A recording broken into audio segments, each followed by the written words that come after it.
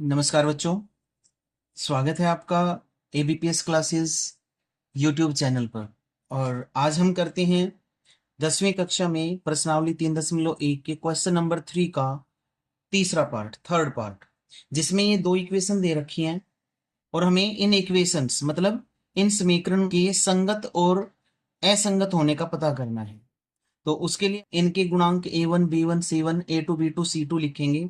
उससे पहले एक बात का ध्यान रखना है, यदि किसी समीकरण में गुणांक p बटे q के रूप में दे रखे हों, परिमेय रूप में, अटे बटे के रूप में दे रखे हों, तो उनको एलसीएम लेके हरों का और पूरी समीकरण को दोनों तरफ एलसीएम से गुणा कर लेंगे। 2 और 3 का एलसीएम 6 आएगा। 6 से इस पूरी समीकरण को गुणा कर लेंगे। इसमें जरूरत नहीं है तो इसको 1 से गुणा करके लिख लेंगे ताकि दोनों एक साथ लिखी जाएं। जब ये 6 से गुणा होगा तो इसके गुणा में 6 मन मन में करेंगे। 2 तिया 6, 3 तिया 9x आ जाएगा। प्लस यहां जब 6 गुणा होगा तो 3 दूनी 6, 2 पे कट जाएगा, 2 पंजे 10y बराबर है 6 सत्ते 42, 6 7 जा 42। इसको 1 से मल्टीप्लाई करेंगे तो ये 9x माइनस 10y बराबर है 14। ये समीकरण 3 और ये 4 आ गए। अब इन दोनों समीकरणों को कंसिडर करेंगे और यहां से पहली समीकरण जो तीसरी है उसमें x का गुणांक a1 9, y का गुणांक b1 10 और c1 हो जाएगा कितना 42। दूसरी समीकरण में a2 9, b2 -10 और c2 14 है। अनुपात निकालिए a1 बटा a2, 9 बटे 9, 9 एकम 9, 9 एकम 9, 1 आ जाएगा। b1 बटे b2 10 बटे -10, ये 10 एकम 10, 10 एकम 10, ये -1 आ जाएगा। और c1 बटे c2 ये है 42 बटे 14, 14 1 जा 14, 14 3 जा 42, ये 3 आ। इन तीनों अनुपातों की तुलना करेंगे। इसमें हमने देखा a1 बटे a2 b1 बटे b2 बराबर नहीं है, तो लिखेंगे इसको क्योंकि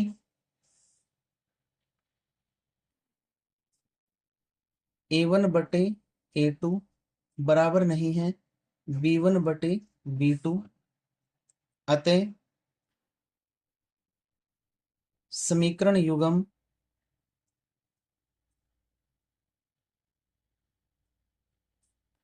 संगत है। यही हमें पता करना था। फोर्थ पार्ट में जो समीकरण युग्म दे रखा है 5x माइनस 3y बराबर है -11 बराबर है 0, और दूसरी समीकरण में -10x प्लस 6y प्लस 22 बराबर है 0। पहली समीकरण से a1 5, b1 -3 और c1 -11। दूसरी समीकरण से a2 -10, b2 6 और c2 22। a1 बटा a2 5 बटे -10, 5 एकम 5, 5 दूनी 10, ये मेरे पास -1 बटा 2 आ जाएगा। b1 बटे b2 -3 बटे 6, 3 1 जा 3, 3 2 जा 6, ये भी -1 बटे 2। और c1 बटे c2 -11 बटे 22, 11 एकम 11, 11 दूनी 22, ये भी -1 बटे 2 आ गया। तीनों ही अनुपात हमने देखे क्या आ गई, -1 बटा 2, -1 बटा 2, -1 बटा 2। अतः a1 बटे a2 बराबर है b1 बटे b2 बराबर है c1 बटे c2। इनके अपरिमित रूप से अनेक हल हैं। इसका मतलब समीकरण युग्म क्या हो गया, समीकरण युग्म संगत हो गया।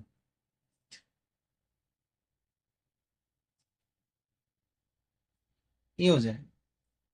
फिफ्थ पार्ट में जो समीकरण युग्म है 4/3x जमा 2y बराबर है 8 और 2x जमा 3y बराबर है 12। ये दो समीकरण हैं। इसमें पहली समीकरण में x का गुणांक अंश बटे हर के रूप में है, तो पहले इस समीकरण को मैं एलसीएम 3 से गुणा कर लूंगा और इसको 1 से, तो क्या होगा, ये 3 से 3 कट जाएगा, यहाँ 4x जमा 3 दूनी 6y और 3 अट्ठे 24। ये 1 से गुणा होके 2x जमा 3y बराबर है 12। ये दो नई समीकरण आ जाएंगी और इन्हीं का प्रयोग करके हम a1 a2 b1 b2 c1 c2 का अनुपात निकालेंगे। तो यहाँ फिर से a1 4, b1 6 और c1 24, a2 2, b2 3 और c2 12। अनुपात फिर से हर बार वही पैटर्न, a1 बटे a2 4/2, 2 एकम 2, 2 दूनी 4, ये आ गया 2 हमारे पास। b1 बटे b2 6/3, 3 दूनी 6, 2 आ गया। और c1 बटे c2 24/12, 12 दूनी 24, ये 2 आ।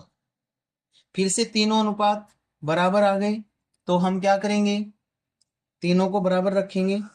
यहाँ पे लिखेंगे क्योंकि a1 बटे a2 बराबर है b1 बटे b2 और बराबर है c1 बटे c2, अतः फिर से समीकरण युग्म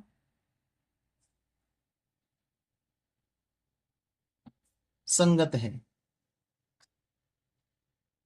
ये क्वेश्चन नंबर 3 कंप्लीट हो गया। 10वीं कक्षा की हिंदी मीडियम के सवाल फिलहाल हम इस चैनल पर हल कर रहे हैं। अगली वीडियो में क्वेश्चन नंबर 4 के साथ फिर उपस्थित होंगे। तब तक के लिए धन्यवाद।